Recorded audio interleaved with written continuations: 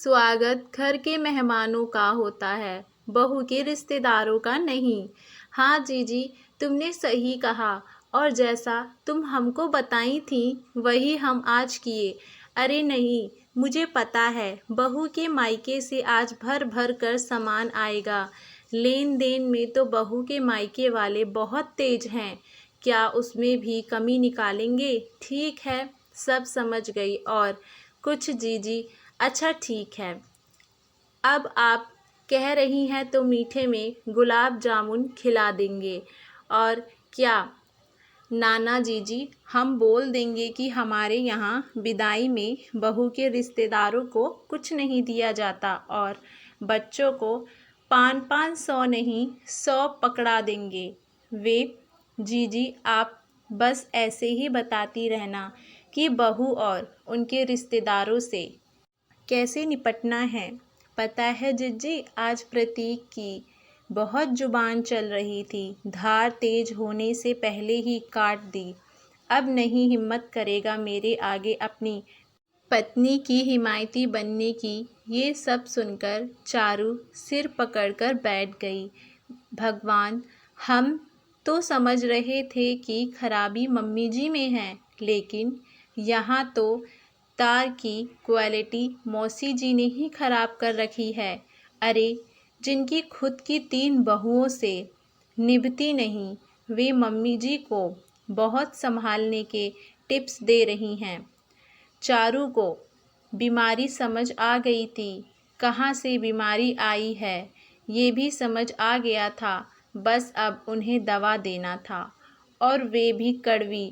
चारू ने ये सब बातें प्रतीक को बताए और प्रतीक ने अपनी दीदी प्रिया ने चारू को फ़ोन करके कुछ समझाया तो उसकी आंखों में चमक आ गई। लेकिन फिर भी उसने पूछा, दीदी सब ठीक हो जाएगा ना? कहीं ऐसा ना हो कि बात बनने की जगह सब और बिगड़ जाए। प्रिया ने आश्वासन दिया कि सब ठीक हो जाएगा और कुछ गड़बड़ हुई तो वे सब संभाल लेंगी। मालिनी जी के साथ चारू भी बेचैनी से इंतज़ार कर रही थी कि ठीक 12:30 बजे घड़ी बजी और बच्चे चिल्लाते हुए चारू से लिपट गए। बुआ, आप कैसी हो? आपकी बहुत याद आती है। चारू भी बच्चों के गले लगकर रोने लगी। चारू के भैया सुदीप, भाभी शिखा मालिनी जी के पैर छूने के बाद हाथ जोड़कर नमस्ते करते हैं। चारू सबको लेकर अपने कमरे में चली जाती है। फिर चारू किचन में जाकर प्लेट में मिठाई लगाती है और एक बिसलरी बोतल से पानी गिलास में निकाल कर ले जाती है। थोड़ी देर बाद चारू डाइनिंग टेबल पर खाना सर्व करती है, जिसे देख मालिनी जी हैरान रह जाती हैं, क्योंकि खाना होटल से आया था। सब खाना पीना होने के बाद भैया भाभी चले जाते हैं। बहू, क्या तुम्हारे घर से कुछ सामान नहीं आया? खाली हाथ कोई अपनी बहन से मिलने आता है क्या? और तुमको समझाया था कि इस घर का खाना पीना उनके लिए। मालिनी जी मुंह बनाकर ताने मार रही थीं। उनको बीच में रोकते हुए चारू बोली, नहीं लगेगा पाप मम्मी जी, मेरे मायके वालों को कुछ नहीं होगा। भैया भाभी खाली हाथ कहाँ आए थे?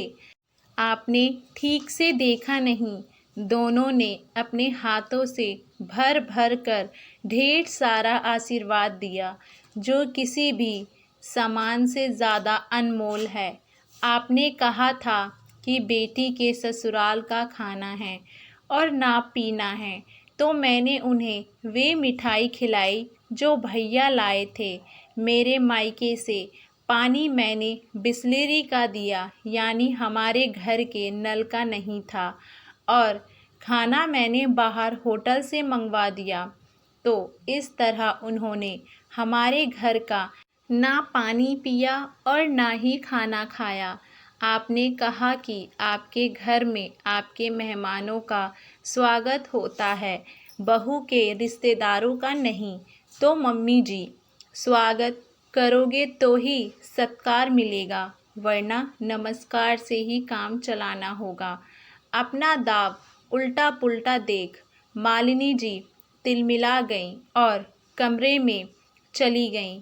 शाम को प्रतीक के आने पर मालिनी जी चारू की ही सब हरकतें बताती हैं तो प्रतीक चुपचाप सुनकर वहाँ से चला जाता है तो मालिनी जी गुस्से से खलबला उठती हैं।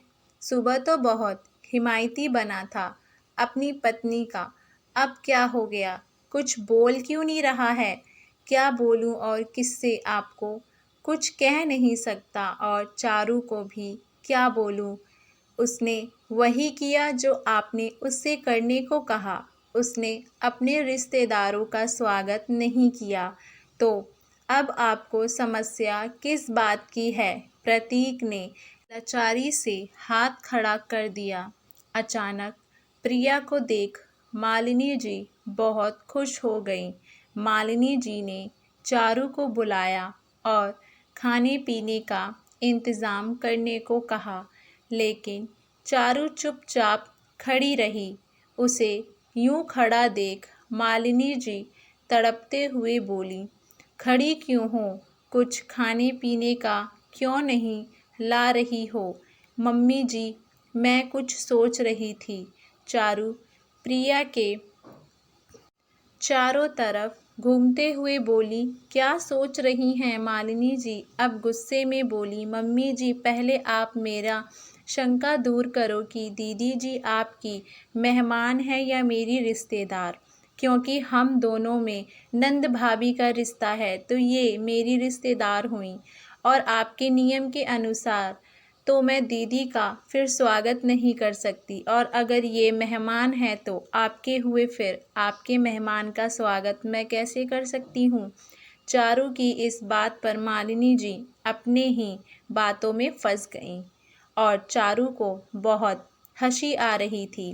भाभी ये कैसी बहकी बहकी बातें कर रही हो? मैं मेहमान नहीं आपकी रिश्तेदार ही हूँ और आप अपने रिश्तेदारों का स्वागत क्यों नहीं करेंगी?